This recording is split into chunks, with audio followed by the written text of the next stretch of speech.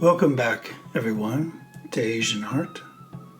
Today we're going to look at the royal arts of Java, the arts that enhance and support the ideas surrounding the noble royals of Java.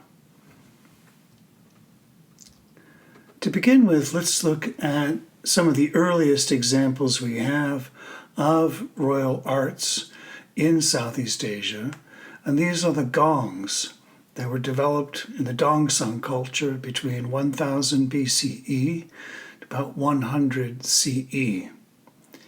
These gongs are quite massive, with drum heads that are anywhere between 3 to 5 feet in diameter. They are intricately etched and demonstrate extraordinary skill in bronze casting. This particularly fine example here, you can see small stylized frogs along the perimeter. These huge rings on the side would have been used to suspend the gong on a giant barge. And when kings were sailing through their domain on rivers, the gongs would signal their arrival, and they would be symbols, sounds of prosperity. And these would be the gongs, the sound of thunder associated with the coming rains. And the frog is also, the croaking of the frogs is also a kind of sound of thunder and rain and fertility. And so the symbol at the center of the disc of these massive gongs radiates with a star pattern. And we see seabirds and other creatures radiating out on its perimeter. All of these are images and ideas of the spirit world and how the king's presence brings fertility to everyone. The Dongson gongs were first begun in the culture of North Vietnam, southern China, and from there spread throughout island Southeast Asia. We find evidence of these gongs that were manufactured not just in Dongson, but the techniques and ability to make them were disseminated throughout this region and played a very important role in bronze casting technologies. In the Megamundum era, the idea of gongs were further developed into a very special orchestra called Gamelan. Gamelan means to strike, and it is these large bronze gongs that are made with fairly similar technology as the Dongson predecessors. These Mojapite gamelans would be like xylophones and gongs and kettle pot drums that would create this rich, ringing, melodic sound. It plays an important role in many other areas of the arts of Java. Here is a relief from Candi Sukho, we spoke about earlier. It was the last of the Mojapite Kingdom temples. And in this relief carving, we see this extraordinary scene where Bhima is forging a dagger, a Chris dagger, and Arjuna is minding the bellows, blowing air into the flame to make it hot.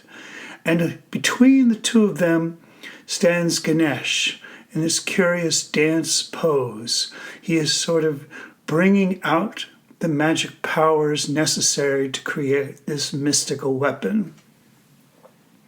The mystical making of the Chris dagger is exemplified by Bhima, this hero of great power, who is there at the forge wielding his own bare hand when he strikes the weapon to forge it. Chris makers today continue to employ this idea that they forge their weapons with their bare hands. If you look closely on some blades, it's said you can see their fingerprints etched into the shaped blades. This, of course, is done with special tools that give the impression that a person has forged the tool, the weapon, with their hands. Is again a part of the mystique of the Chris dagger that has passed down from Mojapite times and is part of the important heirlooms that palaces and kings hold to. Here is a Chris dagger from the Surakarta Kraton Pakubono. The emblem you see here on the left can be seen in the sheath of the Chris dagger at the top. The sheath is held in the small of a person's back, and the blade, you see, has this very characteristic pistol grip.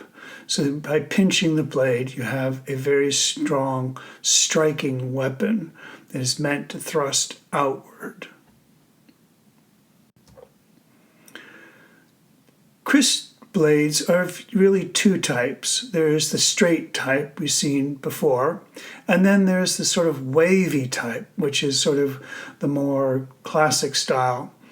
The straight type is called the sleeping dragon, or Naga Tidur, and the wavy type is the awake dragon, Naga Hidup.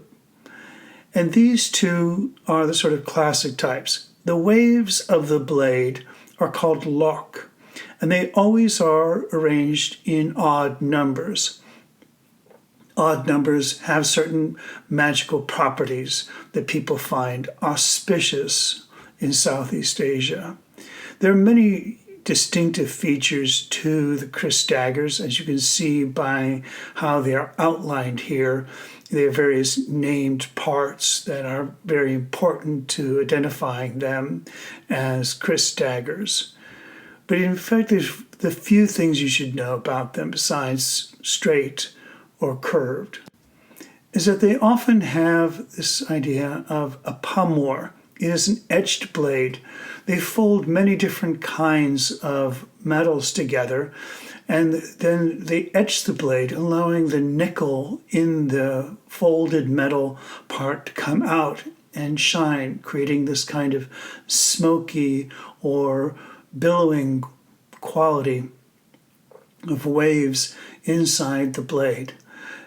The blades are etched with arsenic, and many times arsenic residue can be found on older blades. It's considered very bad luck to touch the blade of a Chris dagger. The handles are specially carved. They can be monstrous or refined depending on the character of the blade. People own these blades as part of their personal family heirlooms and collections. They're not just for royal families. I had some friends in Java who owned a restaurant. And when I told them about buying a Chris dagger, they told me proudly they had one themselves, a family heirloom they kept by the cash register. When I asked them if they kept it by the cash register to chase off bandits, they thought this was a very funny idea.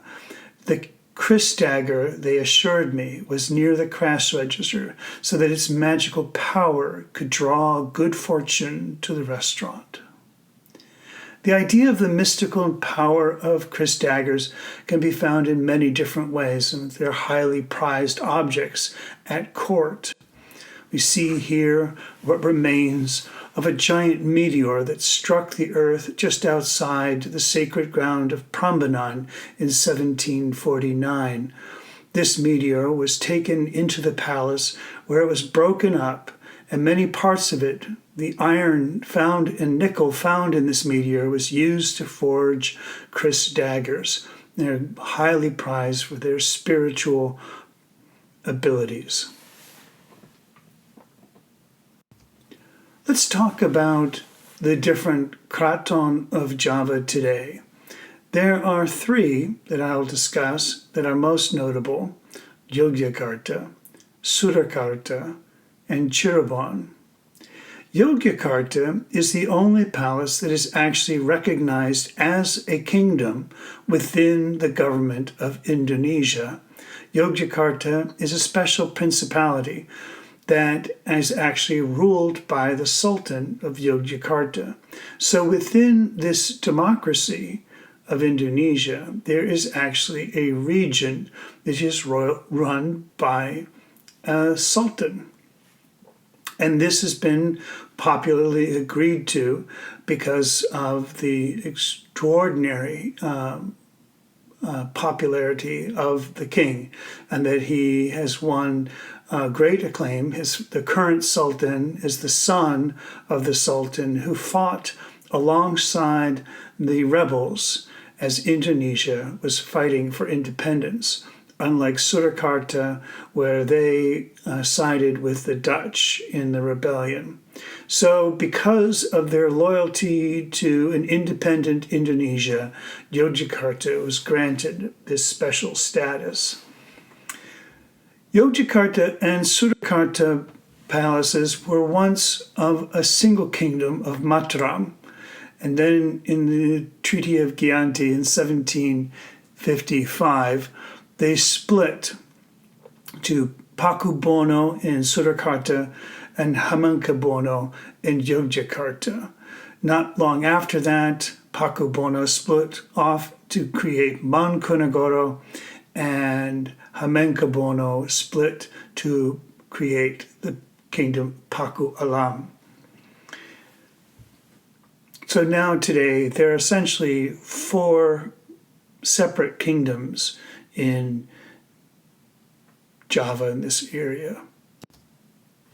The Royal Palace of Yogyakarta is one of the most spectacular palaces. I don't have a good picture of the whole grounds, but it is really richly decorated, ornamented, and very well maintained.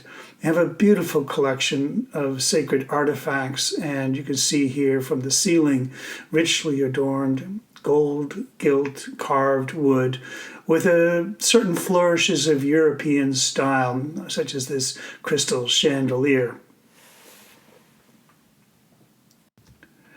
Inside the palace, they hold an incredible collection of traditional artifacts, including this massive collection of wayang kulit puppets.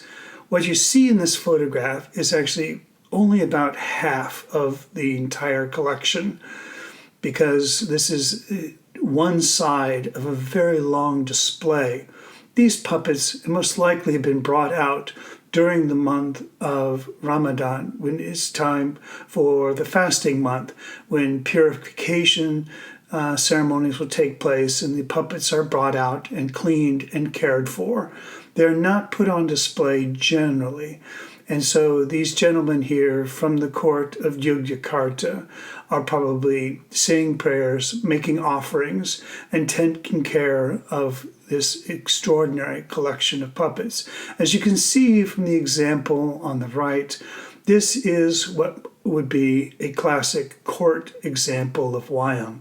Notice this is real gold gilt and inset semi-precious stones on the joints and in the crown, making this a prized collector's object. It still is a beautifully functioning puppet, masterfully carved. But it is, again, the way in which the court finds these sorts of ideal expressions. They are not the people who are promoting or celebrating the arts in the villages. They are creating the kind of a haven, sort of a repository of the best practices. And so that many people came to court to learn about how the tradition has been preserved.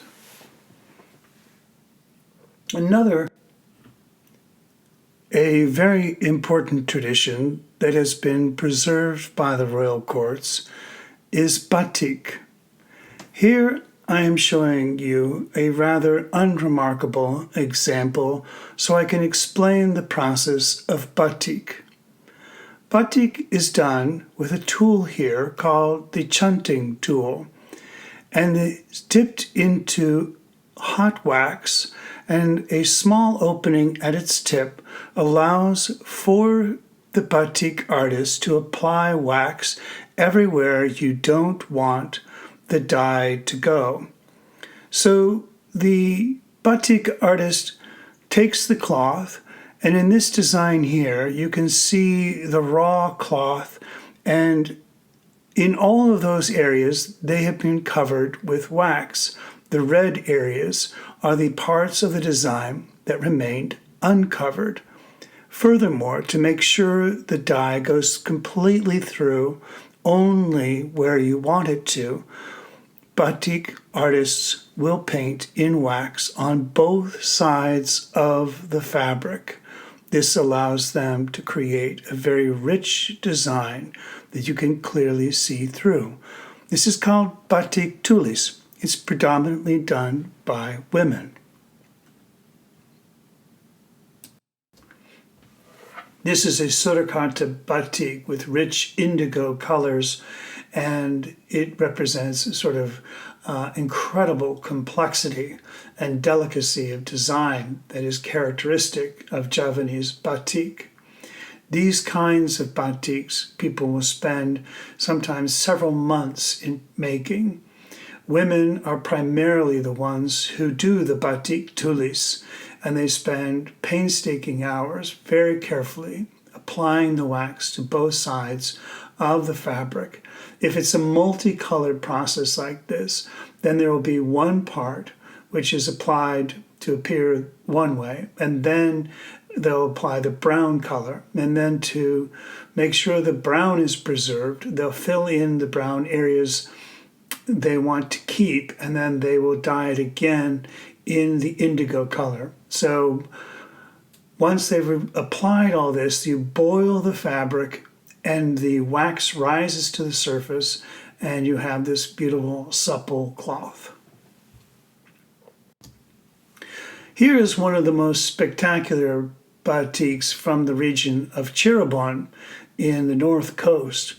Cirebon in the North Coast was influenced by Chinese culture, and so you can see the smoke pattern here, which is very characteristic of many Chinese arts, been employed in this batik design. Megamundum is a beautiful combination of very exquisite and sophisticated application of multiple colors. I believe there are 5 colors in this batik, which means that 5 different occasions someone sat down and applied ink, applied wax to the surface. Also, you'll note that there are certain crackle patterns that come into the design. This is deliberately done. As the wax is applied, it often cracks, and as it cracks, the colors seep through into the layers below. So that's why you create that sense of a kind of cracked, like old porcelain look. Another design in Cirebon is this Paksi Nagaliman, this mythic beast, which is the emblem of the royal household at Cirebon. The Paksi Nagaliman is part bird, Paksi, dragon, Naga, and elephant, Liman. It is a combination of Hindu and Chinese symbols, and it is also represented in this royal carriage you see here, so that the Sultan of Cirebon would ride through the streets riding this powerful mythic beast, much like the Hindu heroes and kings of days of yore when they were riding their vahanas. Another kind of batik is stamp batik, chap. These intricately made stamps are copper, and they are pressed into a wax bath and then carefully laid in a design. Men predominantly do chap batik work, and if you think this looks much easier, it's actually quite difficult to line it up.